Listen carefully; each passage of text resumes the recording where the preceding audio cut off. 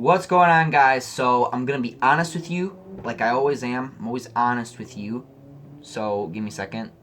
Okay, just had to shut my door. All right, so I'm gonna be honest with you. I don't want to make a Justice League video, meaning me talking about it. I don't want to make a Thor Ragnarok video of me talking about it. I don't want to make a video about Avengers Infinity War. I don't want to do it. It's not happening. It's not happening because my mind has been so stuck on Spider-Man, not just the movie, but the games as well. That's all I've done. That's all I've played. I've gone back and I've played Spider-Man 2. I've gone back and I've played Spider-Man Edge of Time. I've gone back and played Spider-Man Shadow Dimensions, Web of Shadows. I'm addicted to Spider-Man games like I used to when I was a little kid. I don't know what the problem is, but I'm so stuck on it right now. I've oh my mom actually surprisingly got me the Spectacular Spider-Man series last night, and I was like, "Holy shit, cool!" A complete edition. It's all I've been watching is that whole thing, that whole season.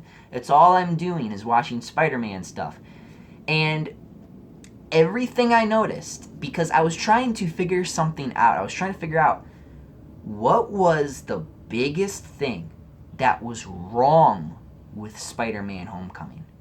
Now, I don't know if I got to it in my video, in my review. I don't know if I talked about it at all.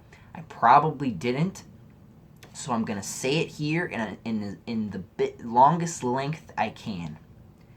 The biggest problem with Spider-Man Homecoming is not having the burden of responsibility. Now, what do I mean by that? Well, he never says it, first of all. Second, you never see Uncle Ben in this movie. You never hear Uncle Ben in this movie. You don't even get to hear him talk. You don't hear or see him. Uncle Ben is ripped out of the picture.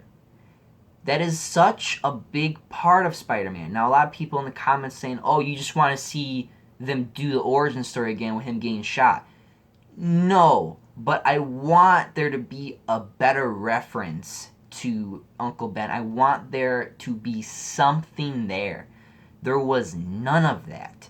And another piece of Spider-Man that was not there was this burden of responsibility and seeing how hard it is to be Spider-Man. It is not easy. Some people think it's a walk in the park. It's not easy.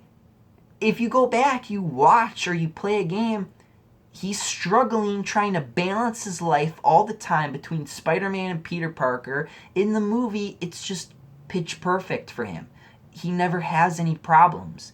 And if he did, it took a few seconds for him to solve them. They were never a big issue. There was never any complications. There was never, any stakes there. That's a problem. Where was the burden of responsibility? Okay, and another thing, he barely saves people. And let me explain what I mean by barely saves people. He does save a few people. He saves this guy who makes some these sub sandwiches or whatever. He saves all the people close to him, but he never saves anyone who is someone he doesn't really know. And that's another thing I didn't like, was he never really saved anybody he didn't know, because it doesn't matter that he doesn't know them. He saves people because he doesn't want what happened. Okay, maybe I'm pushing the envelope a bit, but I was gonna say that he saves people because he doesn't want what happened to Uncle Ben to happen to them, but I should have said is with great power comes great responsibility. He has the power to protect New York City, and that's what he does. That's the point. There is a purpose behind what he is doing. The purpose in this movie wasn't there. The responsibility wasn't there. His responsibility to the city, to his friends, to his family, to all of that wasn't there. You didn't see that. That is the biggest part of, that's the biggest piece of Spider-Man. That is him. Those words are Spider-Man. And this movie couldn't do it. But here's why the movie couldn't do it. I've thought about it for a while. I was like, you know what? This movie is not good. But I never asked myself, why is this movie not good? Well, let's talk about it. Spider-Man 2. Let's talk about Spider-Man 2. Spider-Man 2 2004 movie. That movie hit every nail on the head for Spider-Man. It showed you struggling between Peter Parker and Spider-Man, his balancing that life, trying to keep his friends because they always get mad at him, trying to balance his job, his careers, trying to help Aunt May sometimes. Like, there's so many problems, like, and he can't solve them all. It's so hard for him to solve them all. And eventually, at the end of the movie, he has to come clean with everybody. He has to basically, Harry knows who he is by the end. MJ knows who he is by the end. But point of the movie was, what I'm trying to say is it showed you how hard it is for him to balance everything. And I think that's what this movie couldn't do, or it didn't want to do that, because it knows that Spider-Man 2 is such a perfect movie that it can't hit all of those markers, because that would be copy paste. So it tried to do something different, but because it did something different, it did not land with everyone on the same level that it wanted. It didn't make everybody happy. And that's why I think what they should do with him is just put him in Avengers movies, or put him fighting with other superheroes. No more Spider-Man movies. No more. We don't want to see Tom Holland play another Spider-Man 2, 3. We don't want that. We don't. They can't nail those points. And if they can't nail those points, then you shouldn't even bother using him in his own movies anymore. That's the bottom line. It is. I'm sorry if that offends some of you. I'm sorry if you think that I'm wrong, that the movie is not good, but this has been a hot topic on the internet lately, and probably with some people.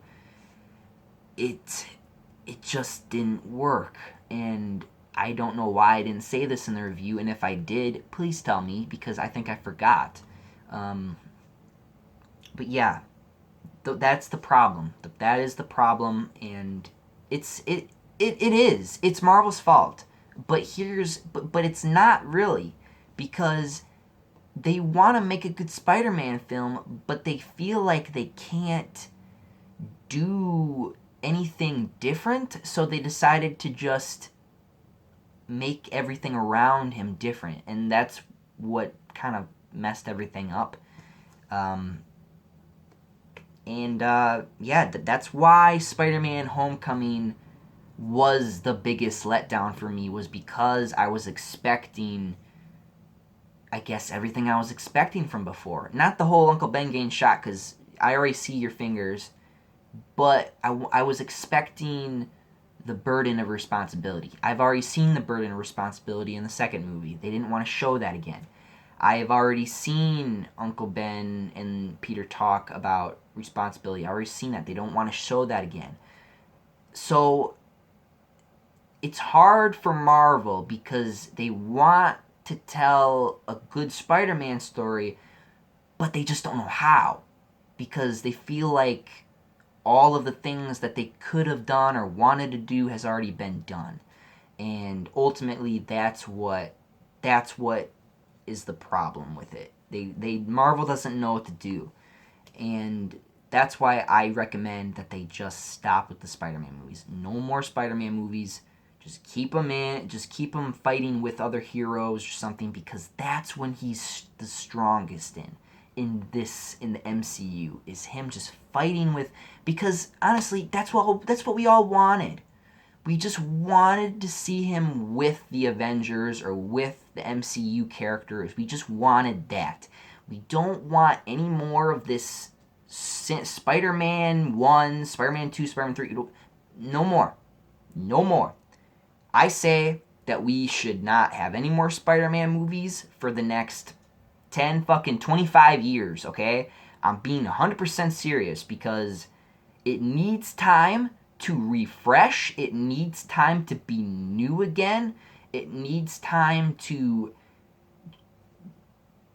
get out of people's minds, and it needs time to get ready for the next generation is what I'm saying.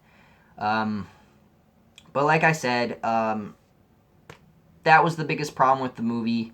I hope you understood what I was saying. But anyway, thank you for watching, and I'm out of here. Up, up, and away. See you guys.